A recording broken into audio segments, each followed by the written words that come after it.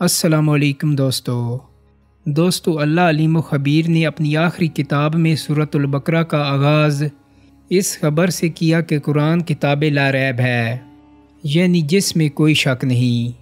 اور اسی سورہ مبارکہ میں آگے چل کر اللہ تعالیٰ نے مکہ کے بت پرستوں اور مدینہ منورہ میں آباد یہودیوں کو مخاطب کر کے فرمایا، ہم نے جو کچھ اپنے محبوب بندے حضرت محمد صلی اللہ علیہ وآلہ وسلم پر نازل فرمایا ہے، تم لوگوں کو اگر اس میں کوئی شک ہے تو اس قرآن جیسی کوئی ایک صورت بنا کر لے آؤ، اللہ کے علاوہ مددگاروں کو بھی بلا لو، اگر سچے ہو تو ایسا کر دکھاؤ۔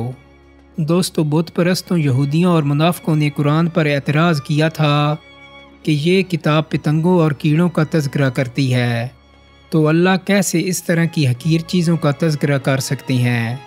ان لوگوں نے ایسی بات کر کے اپنے دلوں میں چھپے تکبر کا اظہار کر دیا تھا، کیونکہ مکہ کے لوگ کمزوروں اور غلاموں کو گھٹیا سمجھتے تھے، اور یہودی تو تمام انسانوں ہی کو اپنے سے کم تر سمجھتے تھے، اور خود کو ایسی اعلیٰ نسل سمجھتے تھے جو باقی انسانیت سے الگ اللہ کی چہیتی اور محبوب ہو۔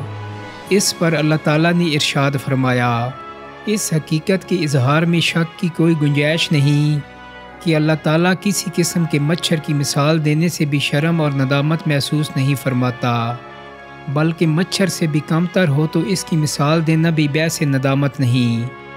دوستو، یاد رہے کہ اللہ تعالیٰ نے مچھر کے لیے قرآن میں باعوضۃ کا لفظ استعمال فرمایا ہے، یہ مؤنث ہے۔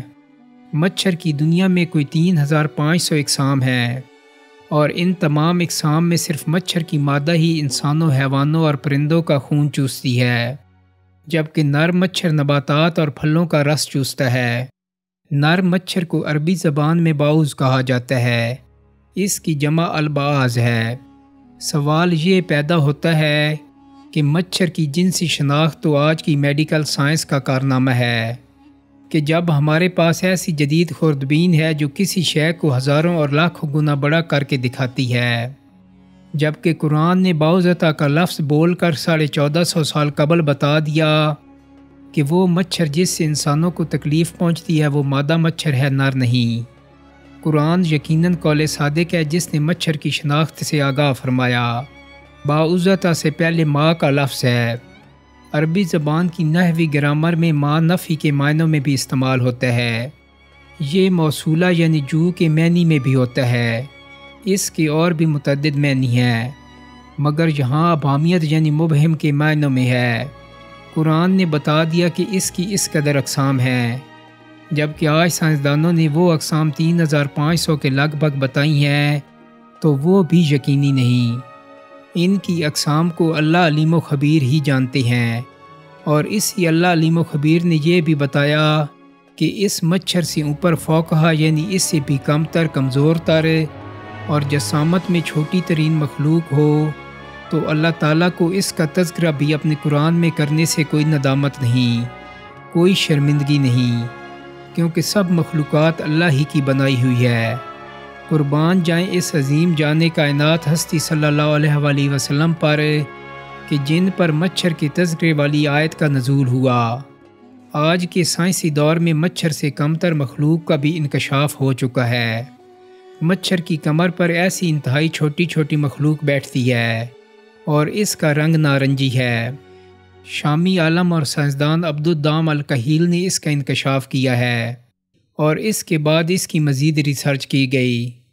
دوستو، یہ نارنجی رنگ کی مخلوق مچھر کی صرف کمر پر ہے اور کہیں نہیں، حالانکہ کہیں اور ہوتی تو بھی یہ فمہا فوقہا کے خلاف نہ تھا، مگر میرے رب نے کمال کا منظر ہو بہو آج کی دنیا کو دکھلا دیا، اور یہ پیغام دیا کہ ساری کائنات کا خالق و مالک اللہ جب اپنی ہر مخلوق کا خیال رکھتا ہے، اس کی حقیقت کو قرآن میں بھی بیان فرما دیتا ہے۔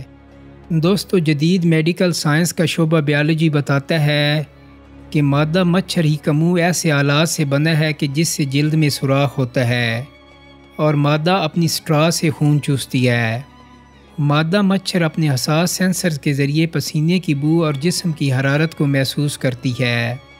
آنکھیں ایسی ہیں کہ اندھیرے میں دیکھ سکتی ہے، ان میں لینز کی تعداد 100 ہے، 840 اس کے دانت ہیں، لہٰذا یہ دانت پیستی ہوئی اپنے شکار پر جھپٹ پڑتی ہے۔ اس کے پر 1 سیکنڈ میں 600 مرتبہ حرکت کرتے ہیں، جبکہ حرکت کی بھی مختلف اقسام ہیں، لہٰذا اس خدائی ہیلی کاپٹر کی 6 سمتی حرکتوں کو قابو کرنا مشکل ہوتا ہے۔ معروف عالم اور سائنسدان علامہ راتب نابلسی کہتے ہیں اس کے 3 دل ہیں، 2 پیٹ ہیں، یہ چیزوں کو اس کی حرارت سے دیکھتے ہیں اور اس قدر حساس ہیں کہ 1000 میں سے 1 درجہ حرارت کو بھی محسوس کر لیتے ہیں۔ یہی وجہ ہے کہ اے سی والے ٹھنڈے ترین کمرے میں بھی اپنے سوئے ہوئے شکار کو پکڑ لیتے ہیں۔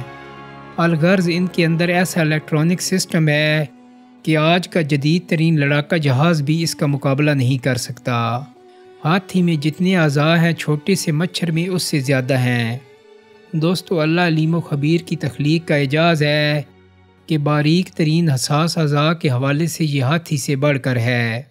اس کی ایک قسم ایسی بھی ہے کہ جب خون چوستی ہے تو پیٹ غبارے کی طرح پھول جاتا ہے اور پھر یہ اپنے پیٹ کے ایک سوراخ سے خون کو فوارے کی شکل میں پھینک دیتی ہے اور خون چوستی رہتی ہے۔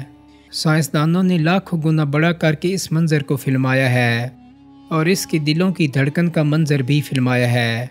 دوستو، آپ دیکھیے کہ جب قرآن پاک میں مختلف چیزوں کی مثال دی گئی، نبی صلی اللہ علیہ وآلہ وسلم حق کو بیان کرنے کے لیے معمولی چیزوں کی مثال بیان کرتے تو منکرین حق شوشہ بازی کرتے اور کہتے کہ اگر یہ اللہ کی کتاب ہے تو اس میں مچھر کی بات کیوں ہے، اس میں مکھی کی بات کیوں ہے؟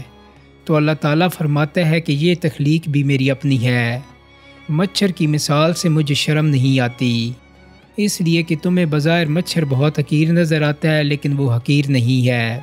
یہ اپنی زندگی کا آغاز پانی کے نیچے کرتا ہے، انڈوں سے لاروا بنتا ہے، اس دوران یہ اپنا رنگ بھی تبدیل کر لیتا ہے یعنی کیموفلاج ہو جاتا ہے اور یوں اپنے دشمنوں سے بچنے کی کامیاب کوشش کرتا ہے۔ پیوپا بننے کے بعد سطح آب پر آ جاتا ہے۔ اس دوران قدرت نے اسے پانی سے بچانے کا خاص انتظام کیا ہوتا ہے جو کہ ایک خول ہوتا ہے۔ اس دوران اگر پانی کا ایک معمولی سا قطرہ بھی اندر چلا جائے تو اس کی موت واقع ہو جاتی ہے۔ قدرت نے مچھر کو حرارت محسوس کرنے کی بے پناہ صلاحیت دے رکھی ہے۔ انسانوں کا خون مچھروں کو بالکل ایکس رے کی طرح نظر آتا ہے۔ ہماری تو 2 آنکھیں ہیں جبکہ مچھر کی 100 آنکھیں ہیں۔ اس کے اندر خون چوسنے کی حیرت انگیز صلاحیت اور ٹیکنیک ہوتی ہے۔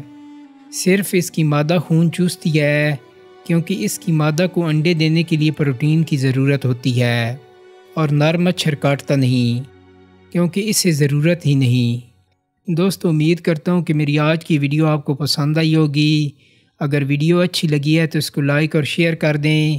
میرے چینل کو سبسکرائب کرنے کے ساتھ ساتھ بیل آئیکن کو بھی کلک کر دیں تاکہ آپ کو میری آنے والی مزید ویڈیوز کے نوٹیفیکیشن ملتے رہیں۔ بہت جلدی ایک نئی ویڈیو کے ساتھ ملاقات ہوگی۔ اپنا بہت سارا خیال رکھیے گا۔ اللہ حافظ۔